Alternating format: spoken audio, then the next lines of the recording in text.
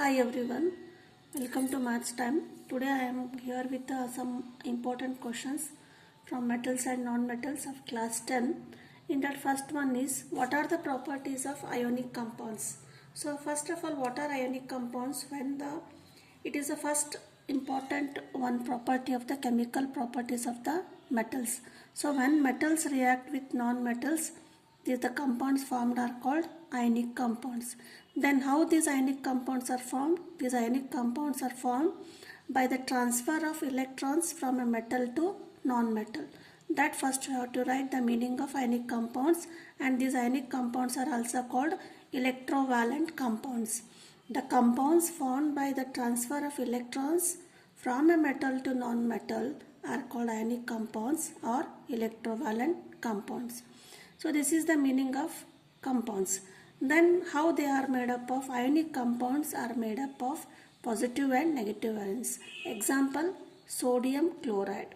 So the ions here are Na plus, this is a positive ion, and Cl minus, means sodium is positively charged and Cl is negatively charged. So these are formed by the for transfer of electrons from sodium and chlorine. So what are the physical nature? Means what are the physical properties of these ionic compounds? First one is, these compounds are crystalline solids. They are in the solid nature. And in between the ions, the electrostatic force of attraction between the positive and negative ions is very strong. Means this sodium and positive ion and negative ions, the electrostatic force is very strong. Hence what happens? The ions in the ionic compounds, they are compactly arranged, means they are tightly arranged. So the ionic compounds are hard and brittle. So hard means, you know, the solids are hard, and brittle means they can be easily broken. Next one is properties. The ionic compounds have high melting point and boiling point. So for the melting and boiling point, the ionic compound, since the ions are compactly arranged, it is very difficult to break the bond, that is ionic bond between the ions. So they have high melting and boiling point. Because this is also asked in the give reasons questions, because of strong electrostatic force of attraction between the ions. So when these ionic compounds are heated, the ionic compounds take more energy or take more heat to break these ionic bonds. Hence they have high melting and boiling point. So this is the second property. And coming to third property, ionic compounds, they are generally soluble in water. So how are they? They are soluble in water, but insoluble in kerosene and petrol. See, water, kerosene and petrol, they are all in a liquid state, but they are soluble in water and insoluble in the kerosene and petrol. So this is the third important property of the ionic compounds. Next, fourth one is, they require high melting point and boiling point. So then what about the electricity conducting? So ionic compounds, they are the good conductor of electricity. Why good conductor? Means for the conducting electricity, there should be positively charged and negatively charged, and they should be in the movement. So when the ionic compounds are dissolved in water, suppose NaCl, take this Na. So when this is dissolved in water, what happens? You will get Na plus and Cl minus. These are the charged ions. So they break into their respective ions, and these are charged particles. So movement of these charged ions in water conducts electricity. This is also one of the important property. So are they all the ionic compounds, whether they are in the solid state, in the liquid state, conduct electricity? So the answer is, the ionic compounds in solid state do not conduct electricity, because movement of the ions in solid is not possible, because originally the ionic compounds are in the solid state, and here solid state means the ions are compactly arranged and when they are compactly arranged, the movement of the ions is, it will be difficult. So the conduction of electricity in the solid state is not possible. So ionic compounds are good conductors in the molten state, means in the liquid state. Why? Because ions are set free and ions move easily and conduct electricity. So these are the important properties of the ionic compounds. One is they are crystalline solids and the electrostatic force of attraction between the is very high, and they have high melting and boiling point, and they are generally soluble in water and not soluble in the kerosene and petrol. They are the good conductors of electricity. And next one is ionic compounds. They do not conduct electricity in solid state. And next question is write the balanced chemical equation of the reaction taking place when. So some 5 reactions are given, equations are given, you have to write the reaction. So these all reactions are, they come in under the extraction of metals from their ores. In that first one is zinc carbonate is calcinated, zinc sulfide is roasted, zinc oxide is reduced to zinc, cinnabar is heated in air, and manganese dioxide is heated with the aluminum powder. So for these 5 reactions you have to write the reactions and you have to balance. Before answering this, what is calcination and what is roasting? So both are the process of heating the ores to get the oxides. Suppose zinc. So these are, we will heat the zinc ore and roast ore. So what is the difference between the calcination and roasting? So first we will learn the calcination and roasting difference, then we'll go for this answers. So for the difference between what is the difference between calcination and roasting? So calcination, it is carried out by heating the ore in the absence of air, means with a very less amount of air the ores are heated.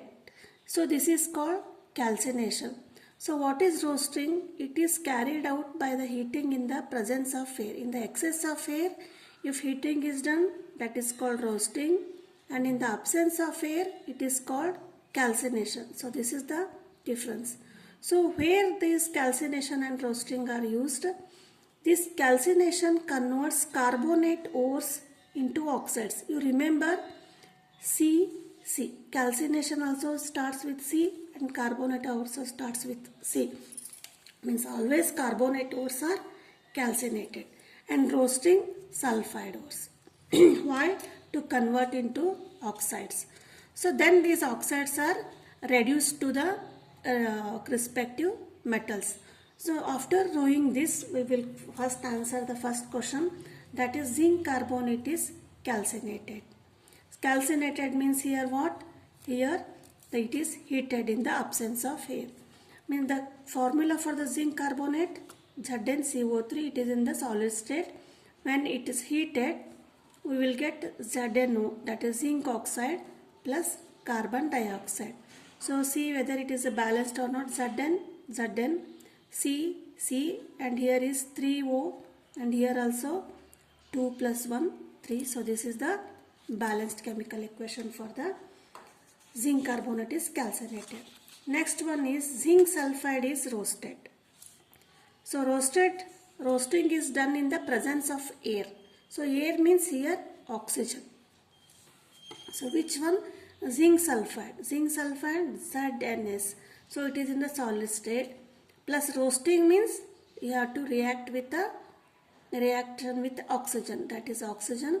When heated, we will get ZnO, zinc oxide. That is, and sulfur dioxide gas is released. So to balance, here 2 and 3, that is 6 oxygen, and here 2 and 4O, that is 4, 2S, and here 2, and here 2 Zn. So from these both reactions, what is the motto here? We have to get the zinc oxide and zinc oxide. Calcination means just heated in the absence of air, air, and here roasted in the presence of air. Now what is the next step? From the zinc oxide we get zinc oxide here. So we have to get the metal zinc. So what is the next reaction? If we remove the zinc oxygen from this zinc oxide, then we will get zinc. So what is the removal of oxygen? That is the reduction. So then zinc oxide is reduced to zinc. So how to write this one? Zinc oxide, ZnO sulfide. So reduction is always carried out by the carbon or coke.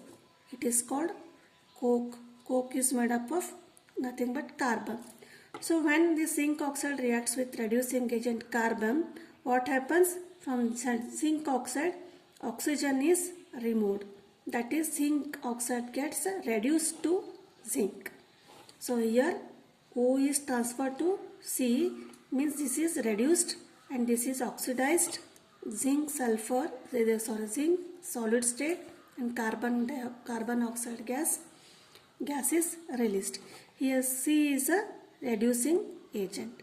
So this is already balanced equation. Next one is cinnabar is heated in the air.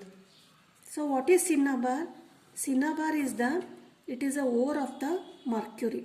The formula for mercury is Hg. So what is cinnabar? The formula for cinnabar is HgS.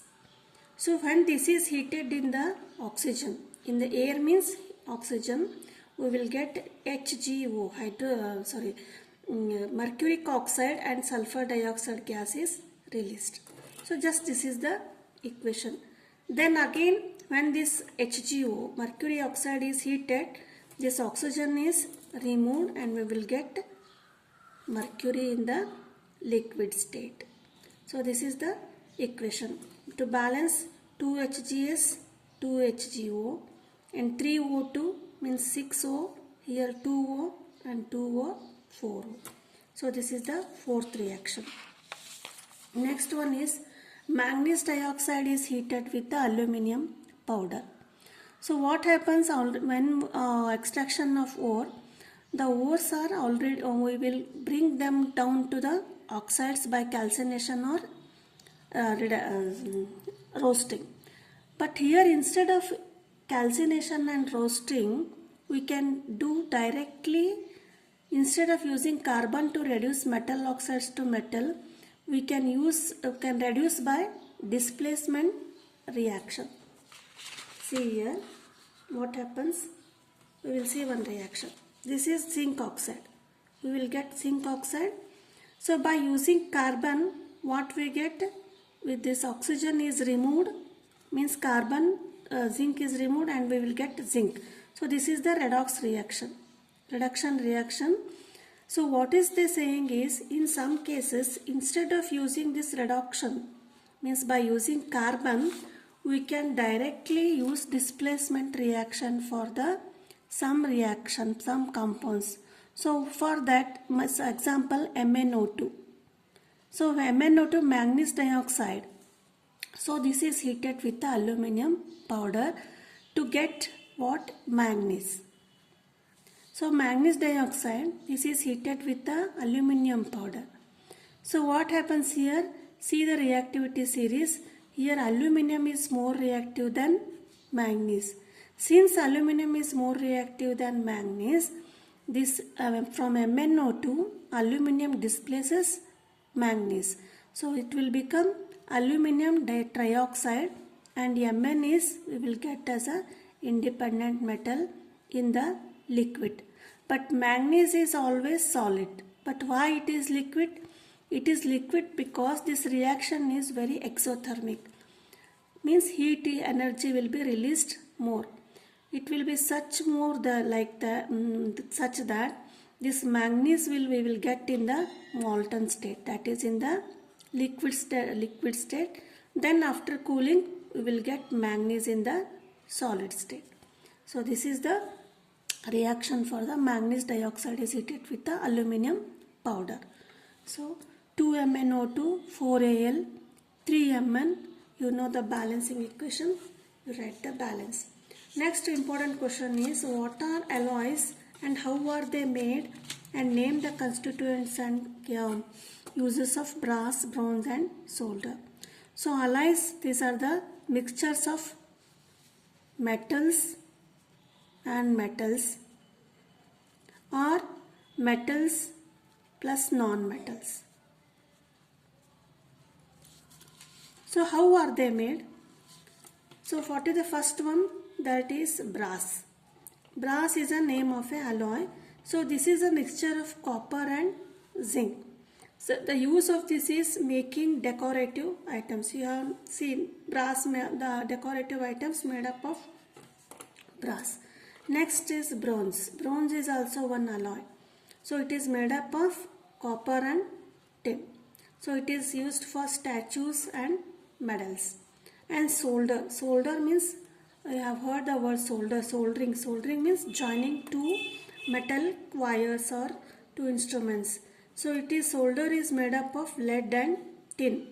For the use is soldering purposes.